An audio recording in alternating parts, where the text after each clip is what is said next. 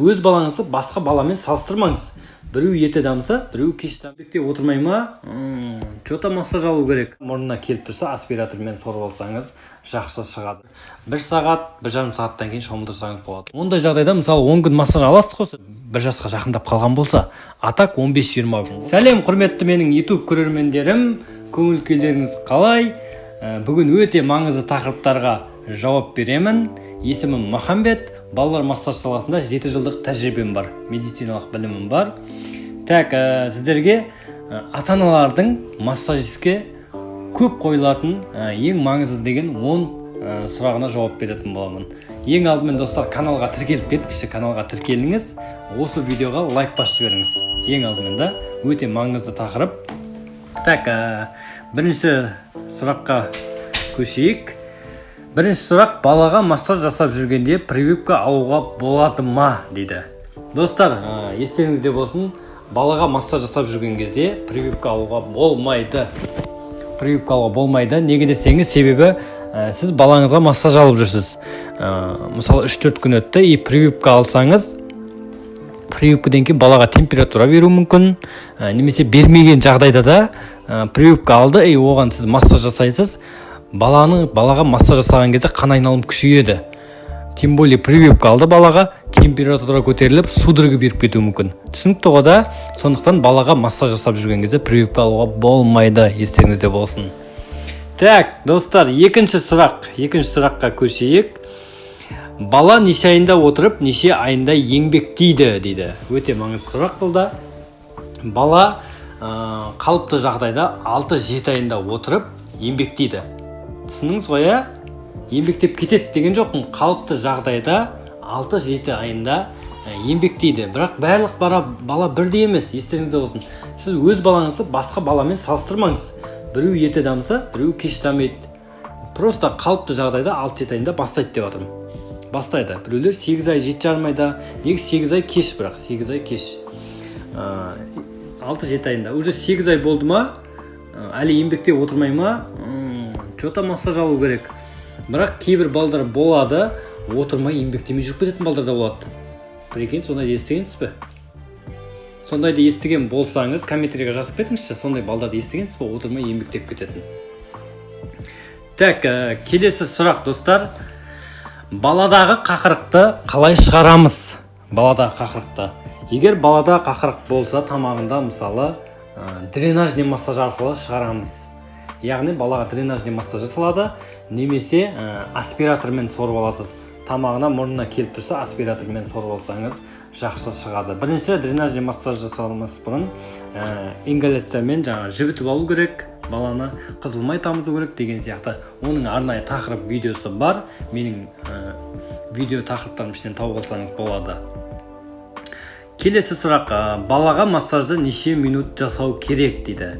Балаға кем дегенде 10-15 минут жасалады, 15 минут жоқ дегенде атак 30 минутқа дейін жасалады массаж. Ол қандай жағдайда? Балаға тек массаж ғана емес, массаж плюс ЛФК, түсініңіз ғой, электрофорез, физлечение, парафин деген сияқты. Сондай жағдайларда 30 минутқа дейін барады. Келесі сұрақ: массаждан соң баланы сразу шомылдыру керек пе? Массаждан соң баланы сразу шомылдыру керек пе, немесе сразу далаға шығару керек пе дейді ғой енді. Ондай жағдайда балаға массаж жасап болған деген сразу шомылдыруға болмайды. Сразу далаға да шығаруға болмайды. 1 сағат, 1,5 сағаттан кейін шомылдырсаңыз болады. Неге десеңіз, балаға массаж жасағаннан кейін баладағы майда клеткалар болады. Сол ашылады, массаж жасағаннан кейін қан айналымы болады ғой. Майда клеткалар ашылады. Содан кейін ол 1,5 сағаттан кейін жабылады. Егер де сіз баланы массаж жасап болғаннан кейін сразу шомылдырып, немесе сразу далаға шығаратын болсаңыз, балаға салқын тиюі мүмкін. Түсінікті ғой, достар, да? Достар, қайталап айтайын, каналға тіркелуді ұмытпаңызшы. Каналға тіркеліп, өте пайдалы ақпараттар айтамын өйткені.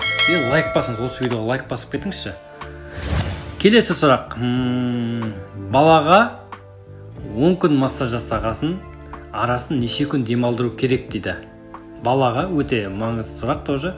Балаға 10 күн массаж жасағасын, арасын неше күн демалдыру керек дейді. Мысалы, достар, Мысалы, сіздерге дәрігер 3-4 курс массаж береді. Біреулерге 3 курс, біреулерге 4 курс дисплазия болса, мысалы 4 курс массаж береді, 3-4 курс. Ондай жағдайда мысалы 10 күн массаж аласыз ғой сіз. Одан кейін арасын 15-20 күн демалдыру керек. Жоқ дегенде, түсіндіңіз ғой, 15-20 күн демалдыру керек. Уже 8 ай болса, мысалы балаңыз уже 8 ай, 9 ай, 1 жасқа жақындап қалды. Бірақ 3-4 курс массаж берді дәрігер. Ондай жағдайда жоқ дегенде 10 күн демалдырасыз. 1 апта 10 күн. Уже 1 жасқа жақындап қалған болса, атак 15-20 күн ғой. Түсінікті ғой да, достар? Я, түсінікті деп қойсаңызшы комментарийге. Қарап отырам ғой. Сұрақтарыңыз болса комментарийге қоя беріңіздер. Так, келесі сұрақ. Балам 1 жас, неге әлі жүрмейді дейді. Ата-аналардың сұрағы да. Балам 1 жас. Достар, 1 жаста жүріп кетеді деген қағида жоқ, естеріңізде болсын. Тағы да айтамын, сіз өз балаңызды басқа баламен салыстырмаңыз. Ана Фатиманың баласы жүріп кетті, мен балам ешкім жүрмей жатыр деген сияқты, ондай болмасын. Бала қалыпты жағдайда 1 жас 6, 1 жас 7 айға дейін жүреді. Түсінікті ғой да? Егер бала уже 1 жастан асты, 1 жас 2 ай, 1 жас ай жүруге шем әрекет жоқ болса, мысалы да, стенада жағаламайтын болса, ондай жағдайда баланың аяғына массаж плюс ЛФК алу керек. Келесі сұрақ. Балам мазасызданып жылап жатыр, не істесем болады дейді. Егер бала мазасызданып жылап жатса, біріншіден ол бала не үшін мазасызданып жылап жатыр, соны анықтау керек. Түсінікті ғой да? Өзіңіз үй жағдайында өз балаңызға диагностика қойып үйреніңіз. Үй жағдайында өз балаңызға өзіңіз диагностика қойып үйреніңіз. Мысалы, бала жылап жатыр. Ол мына жағдайларда мазасызданып жылайды. Мұқиятыңыз достар, бала мынандай жағдайларда мазасызданып жылайды. Егер баланың қарны аш болса, бала емшекке дұрыс тоймайтын болса да мазасызданып жылайды. Балаға диагностика қоясыз. Еңбегін қарайсыз, жайлап аузын қарайсыз, аузына стоматит шығып кеткен жоқ па деген сияқты да. Тамағын қараңыз. Тамағы қызарып, мысалы кесіліп, ойылып кетеді біреулердің тамағында. Перевес балдарда әсіресе перевес балдарда естеріңізде болсын. Жайлап қарайсыз, полный ішін қарайсыз. Ішіне жел қармасуы мүмкін. Баланың ішіне жел қарса да тырысып тұрады. Содан да мазасызданып жылайды. Содан кейін бала құлағына салқын тиюі мүмкін баланың. Құлағына салқын тисе де мазасызданып жылайды, достар, естеріңізде болсын. Егер баланың құлағына салқын тиген болса, құлағын басып көресіз бүйтіп. Бірінші баланың құлағын бүйтіп басып көресіз. Егер бала шыңғырып жылап жіберсе, баланың құлағына что-то салқын тиген. Ондай жағдайда лорға апарасыз.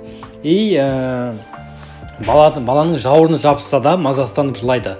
Түсіндіңіз ғой, таңертеңнен кешке дейін баланы бесікке жатқызып қояды кейбіреулер. Бар сондай ата-аналар да. Таңертеңнен кешке дейін баланы бесікке жатқызып қояды, одан кейін баланың жауырыны жабысады. Баланың жауырыны жабысқаннан кейін мазасызданып жылайды, уже тыпыршылап дұрыс жатпайды. Түсінікті ғой да? Сол жағдайда не қылу керек. Балада тікенек болса да мазасызданып жылайды. Түсінікті ғой да? Келесі сұрақ. 10-шы сұрақ. Тікен дегеніміз не, және ол баладан қашанға дейін шығады дейді.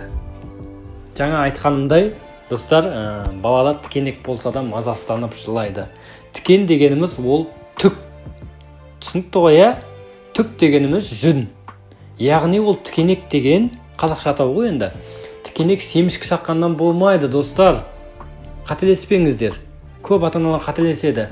Мен 2 қабат кезде семішкі шақтым, баламнан тікен шығып жатыр. Олай болмайды деп кеткесін ба?